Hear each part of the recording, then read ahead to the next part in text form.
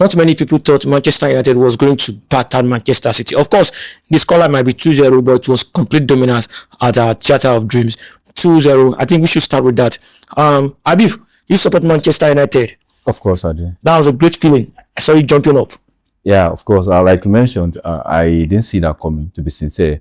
Given the fact that we've not been performing really well, you understand, and we've been changing coaches, and we sacked Ruben Amorim. We started with them recently, and aside from that, you need to see the spirit, the determination of the player. Were not really there for the majority part of the season. But what I saw was, like you said, a total dominance, right?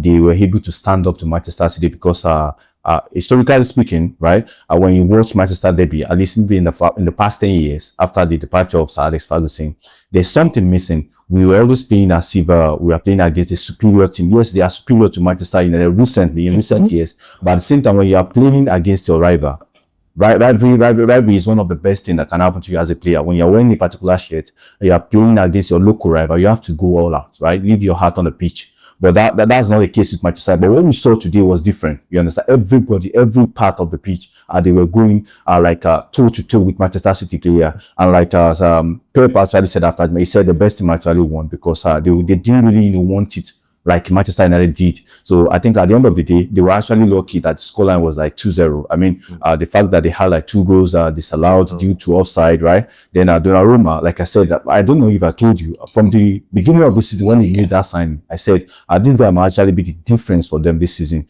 And the first Manchester derby that he actually played, he was the main person in charge. I think that he was the man of the match. And the same thing today, he made some crucial saves. You understand? So at the end of the day, I think the best team actually won. Mr. AY, what do you think happened to Pep Guardiola? Pep, if you look at the current crop of coaches in the Premier League, and Pep is actually the most decorated, the best out of them. What do you think is happening to Pep? He's losing. He's not familiar to this much battering, and this battering is getting too much. In fact, he has never won a Premier League match this year. Imagine. So, what do you think is happening to Pep? I think as a coach in your coaching career, there are times like this that you experience things like this. Maybe he hasn't experienced it in the past, but I can bet you he will definitely experience it one time in his career, maybe more. But I'm sure so many people are surprised that this is happening right now. Like me, I'm surprised. Like today's game, I didn't see Manchester United coming out with 3 points. Not at all. They just lost their coach, and Carrick just came in, and Man U hasn't won. I think they won just a match in their last 5 matches, and City hasn't lost any game in the last 13 games. I think. Of course, yeah. Correct. So I didn't see Man U winning these games. It's a shock to me. But then I don't know what Carrick did. I don't know what he said to the players. Because they were, in fact, all round, they were the better team today. Manchester City haven't lost in getting it, but they've been having a couple of draws, adding back-to-back draws. Yeah. So they were not really in the best of form. So let's just say Manchester United ride on that. Carrick just came in, and he barely had 3 training sessions with the guy. Do you think this is a breath of fresh air for Manchester United? As much as I actually enjoyed that win, I do not want to, get carried away because it's just one match. But at the same time, a single match can actually set the tone for you. Should be some sort of foundation upon which you can actually build the team going forward, more like a momentum for you. But at the same time, I don't think it should be something we should be carried away with. They have a couple of matches. And one thing I should point out to you, winning big matches for Manchester United was not really much of a problem. They actually drop points when you expect them to come out with the maximum point. You understand? So I don't want to get carried away, but they can actually build on this momentum from this one. There was Dogu in the match, Patrick Dogu, a player that has not lived up to expectations since he was brought in last season, and all of a sudden he's been shifted from left back to left wing back, and now to number 11, playing from the left side. Are we seeing a rejuvenated Patrick Dogu? Are we starting to see Manchester United starting to see the dividends on their investment on it? I think Dogu, when he was playing for Leeds, you understand, he was more of an attacking-minded player. You understand, he had the freedom to go every attacking side, on the pitch. But I think when he joined Manchester United, he was limited to some extent playing a wing back role, and we should be sincere with ourselves. A wing back is one of the most difficult positions you can play as a player because you have to go and come back. You do the offensive work and the defensive work at the same time. So when he was playing on that moment, I think he was a little bit limited. You understand? He wasn't given the freedom to roam about. But now he was playing as a left, winger. He had the total freedom. He didn't actually have to be coming back to defend. He was just there. And I think to some extent, he can actually, when it comes to creating chances or making use of ball, it's good. But we should not forget that he's just a kid. You understand? He still has a lot of time to actually, develop and work on his game. But I think I'm okay. They can be optimistic going forward about Patrick Zoge. Right. Brian Mbeumo is Manchester United top scorer this season.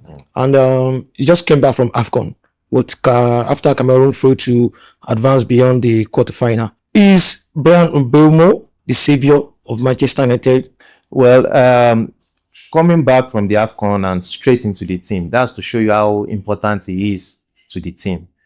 Well, being a savior, I think it's too early to conclude or to say. No, he's been giving them goals. Now they are 34th points, number 35th. Yes, fifth on the log. You can say that, but there are still a lot of matches to be played, and so we can't just say he's the savior for now. Any player can step up their game and become the savior towards the end of the season. And let's just wait and see more matches and see what happens with other players. Yes, Kunwa has not been himself, and other players too. Mbeumo has been a great addition to Manchester United, but a savior, not yet for me. What should Pep Guardiola do to get back to winning ways? Manchester United, Manchester City. This is not the Manchester City we are familiar with. Okay. What should Pep do to get his team back to winning ways? Does he have to go back to the transfer market? He has spent how much already this season in this transfer market? He has brought in Semenyo. McVay is about to be signed and sealed. Okay. What should Pep do? Well, if you ask me, Pep is one of those coaches that I can hardly say this is what he should do, this is what he should not do, because of what he has won, what he has done over the years. Do you understand? If you ask me this question about Amorim about a few weeks ago, we can all say, okay, his style of play, back three, this, we can always, but Pep Guardiola has been doing this thing for years and it's been working. Yeah.